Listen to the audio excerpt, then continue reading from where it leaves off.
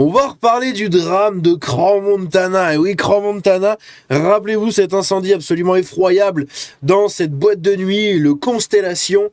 On va revenir un peu sur tout ça parce qu'il y a eu du nouveau sur l'affaire, on a eu du nouveau sur un peu le contexte global, on a eu du nouveau sur le patron et même sur la patronne, vous l'avez vu. Pourquoi je l'ai qualifié d'hypocrite sur la miniature et le titre? Eh bien, vous allez voir pourquoi. Et selon moi, c'est l'une des plus grosses hypocrites de l'histoire.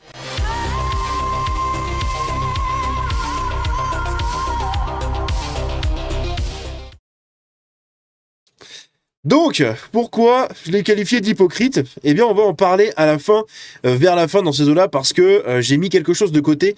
Vous allez voir, elle s'est exprimée devant les caméras, en pleurs, pour s'excuser, alors même qu'on a une vidéo, apparemment que les journalistes en tout cas ont une vidéo d'elle, qui se précipite pour prendre la caisse et se barrer du bar quand tout prend feu. Donc plutôt que d'aider les gens à sortir, de choper un extincteur, de crier à l'aide dans la rue, non, il y a une vidéo de caméra de surveillance qui l'a filmé. Enfin, qu'il l'aurait, hein, c'est du conditionnel, tiens, comme Nagui, qu'il l'aurait filmé en train de se barrer avec la caisse.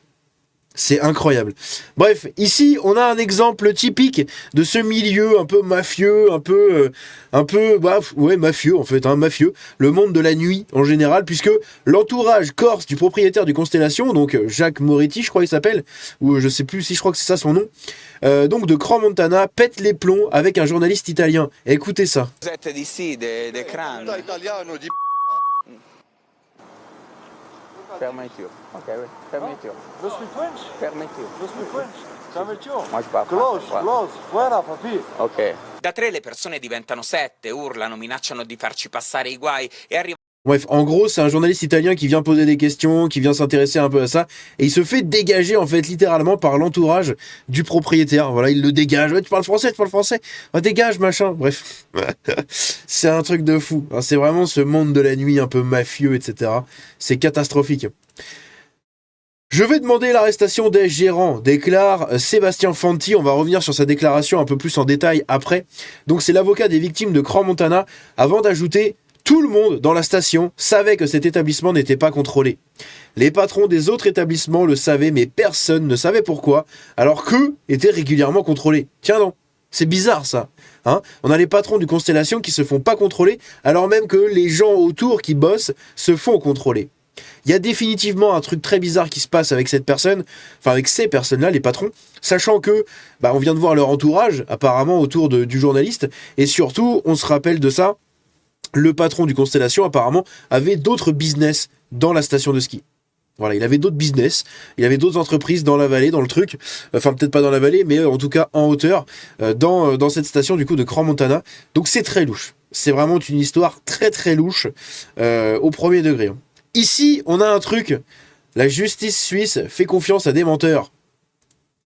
Après l'incendie meurtrier qui a fait une quarantaine de morts dans le bar de Crans-Montana la nuit du Nouvel An, des membres de Zaka, les complots, c'est pour vous ça, se sont rendus sur place pour aider aux opérations d'identification des corps avec les autorités locales.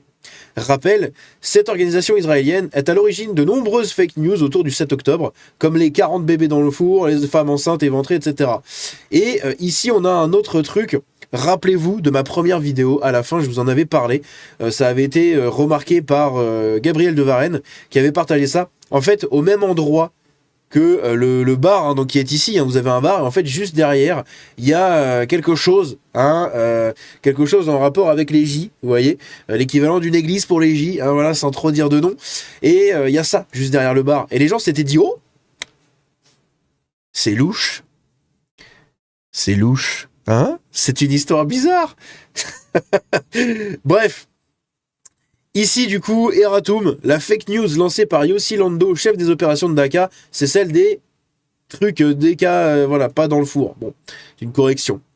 Mais dans tous les cas, apparemment, il y a cette unité-là qui est dans le coin. Je ne sais pas, je ne fais que relayer des infos, j'en sais foutrement rien. Et on a Grok qui nous dit, d'après les informations vérifiées, la Suisse n'a pas officiellement fait appel à Zaka.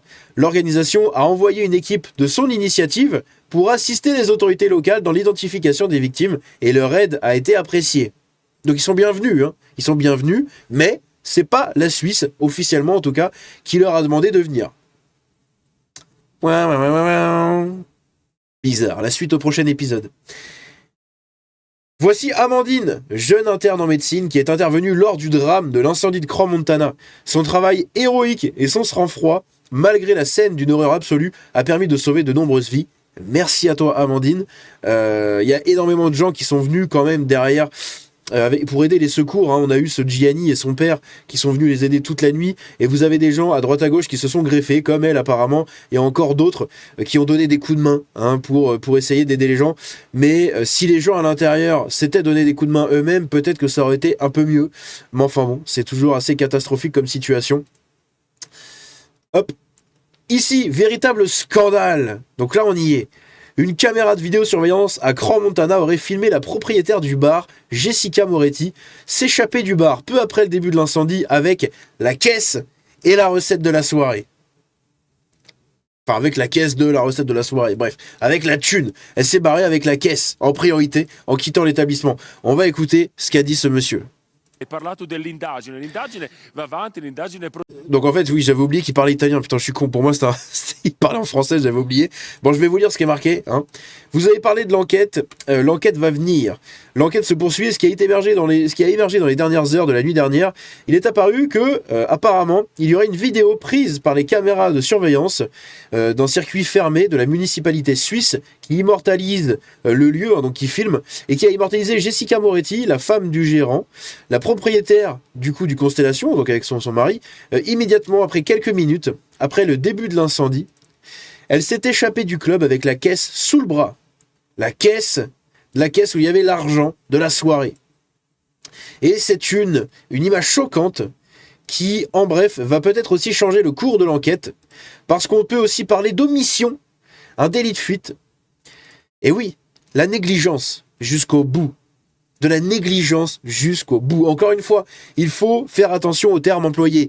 Négligence n'est pas égal à l'ignorance, ok ? L'ignorance, c'est l'ignorance. Tu ne savais pas, tu ne savais pas. La négligence, tu sais, et tu t'en bats les couilles. C'est ce qu'il a dit ici, c'est l'omission. Et on est clairement dedans. Si la vidéo est vraie, et si elle fuite sur les réseaux, ça va être un carnage. Parce que ça veut dire que la patronne s'est précipitée pour se barrer avec la caisse, tout en laissant les gens en train de brûler dans son bar. Enfin, putain, ce serait, mais... une vision de l'enfer, littéralement. Encore plus non, mais comme les gens, comme ce qu'ils ont vécu, quoi, tout simplement. C'est catastrophique. C'est catastrophique. Donc on ne sait pas. Hein, pour l'instant, on n'a aucune info là-dessus. Ça reste une rumeur d'un journal italien. Mais quand même. Il n'y a pas de... Pour moi, hein, je pars du principe à chaque fois, pour tout et n'importe quoi, il n'y a pas de fumée sans feu. Dans ces affaires-là, sans mauvais jeu de mots. Mais voilà. Après l'incendie meurtrier de Crans-Montana en Suisse, des bars et des discothèques bannissent les feux de Bengale au profit des fontaines à LED. Et oui, il y a beaucoup de gens, j'en ai déjà parlé, dès l'instant même hein, de l'incendie, dès que c'est sorti un peu partout sur les réseaux, et dès que ça a fait le tour d'Internet et des chaînes d'infos, beaucoup de bars, en fait, ont directement tous jeté leurs bougies là, leur feu de Bengale là, vous savez c'est les fusées les bougies fusées, hein, je sais pas comment ça s'appelle, les feux de Bengale, mais ça avait un autre nom, j'ai oublié le nom. Mais bref, en tout cas, ils ont tous jeté ces trucs-là au profit du coup des fontaines à LED. Donc les fontaines à LED, c'est ces trucs-là. Bon, ça donne moins de style, hein. Ça a un peu moins de gueule sur les vidéos et tout. Mais au moins, ça met quand même l'ambiance un peu mieux que des trucs qui foutent le feu à toute la Casbah, quoi, n'est-ce pas ?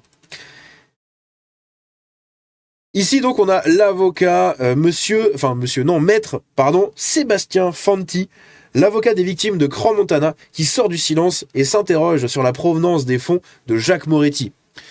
Et donc, il déclare « Je vais demander l'arrestation des gérants, mais aussi des dirigeants de la commune. Ce qui ne se produira évidemment pas, puisque ici, tout le monde joue au golf ensemble, déclare-t-il. » Putain, je vais tout casser, littéralement. C'est les déclarations de l'avocat des victimes. Hein. Il déclare que tout le monde joue au golf. Pour ceux qui ne comprennent pas cette expression, tout le monde s'entrecule et s'entresuce dans cette station. Voilà. En gros, c'est ça. Hein. Voilà. Ils cassent tous la croûte et ils se cassent la croûte entre eux. Littéralement. Il affirme que tout le monde dans la station savait que l'établissement n'était pas contrôlé et s'interroge sur la provenance des fonds du propriétaire. Tiens donc. Quand je vous ai dit dès le début que c'était un truc un peu mafieux, il a acheté ici pour des millions de francs suisses d'immobilier sans un franc d'hypothèque. Je n'ai aucun client étranger qui s'installe en Suisse sans faire d'hypothèque et je suis notaire depuis 26 ans. Il déclare qu'il n'y a pas de trafic dans le canton du Valais. On ne sait pas d'où vient l'argent de Monsieur Moretti. Il déclare qu'il n'y a pas de trafic dans le canton du Valais. De Tracfin. De Tracfin? De Tracfin? C'est quoi un Tracfin? Je suis débile ou... Un Tracfin. Blablabla. C'est 230 agents. Ah, des tracfins. Ah ouais, des traceurs financiers, des trucs comme ça, des gens qui traquent... Ah putain, Tracfin est un service de renseignement financier du ministère de l'économie, des finances et de la souveraineté. Ok, je ne connaissais absolument pas cet organisme. Ok, donc il n'y a pas de Tracfin dans le canton du Valais et du coup, à cause de ça, on ne sait pas d'où vient l'argent de Monsieur Moretti. En gros, il n'y a pas de contrôle financier, il n'y a pas de trucs comme ça qui tracent les finances des entreprises et compagnies et des gens qui s'installent. Il affirme enfin que Jacques Moretti aurait acheté pour 3 millions d'immobilier. Intéressant, ça, j'avais pas lu jusqu'à la fin, en liquide. 3 millions en liquide. En liquide, pardon. C'est un truc de mafieux. Je vous l'ai dit depuis le début.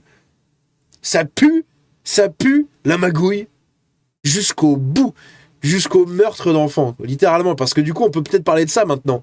Avec le nombre de négligences, c'est littéralement ça, c'est incroyable. Cette histoire est rocambolesque du début à la fin, jusqu'à un milieu presque mafieux, c'est fou. Jacques Moretti, le propriétaire français du bar Le Constellation, donc c'est un Corse, hein, c'est un Français mais c'est un Corse. C'est important quand même de différencier ça, hein, parce que les gens comme ça qui s'installent et qui font des business un peu chelous en Corse, bon, enfin qui viennent du coup de la Corse, etc., ont souvent des affinités des fois un peu bizarres, hein, comme globalement tous les gens du Sud en général, c'est un peu ça, c'est toujours les milieux un peu Corse, italien, Sud de la France, hein, on est dedans. Donc, où le départ de Constellation qui a pris feu à Crans-Montana, où 40 personnes sont mortes, a été placé en détention préventive à l'issue de son audition. Sa femme, elle, reste libre. Et justement, sa femme, eh bien, elle est ici. Voilà. On a ici, sur BFM TV, sa femme, qui dit « Je tiens à m'excuser ». Voilà. En pleurs, Jessica Moretti, copropriétaire du bar Constellation incendié à Crans-Montana, donne ses premiers mots sur toutes les victimes, la plupart mineures, pour qui elle a une pensée constante. On va écouter. Et je ne doute pas de sa pensée constante. Hein. Littéralement, ça te flingue l'âme, littéralement pour toute la vie, hein, d'avoir autant de morts sur la conscience. On va écouter ça. Mes pensées constantes vont vers les victimes et les gens qui se battent aujourd'hui. C'est une tragédie inimaginable. Et jamais on n'aurait pu imaginer ça. Et ça s'est passé dans notre établissement. Et je tiens à m'excuser. Alors, je ne doute pas de ses larmes, hein. Surtout quand t'as une tripotée de journalistes autour qui te tendent le micro. Alors. Bon, je pense que c'est des vraies larmes, mais il y a aussi des larmes de crocodile, hein. Attention. On parle de gens qui avaient un business de la nuit, des affinités un peu bizarres, des sous avec une provenance incertaine. Ok ? Une caméra qui apparemment l'aurait filmé en train de se barrer avec la caisse quand l'incendie prenait tout l'établissement. Et là maintenant, elle vient pleurer au micro de BFM TV et d'autres. Bon. Allez, les crocodiles. Je sais pas, franchement, je sais pas, putain. C'était trop louche. C'est trop louche cette histoire-là. Bref, encore une fois, n'hésitez pas à me dire tout ce que vous en pensez dans les commentaires, à lâcher un petit like, un partage, à me suivre sur les réseaux, à rejoindre le Discord. On se dit à la prochaine. Ciao.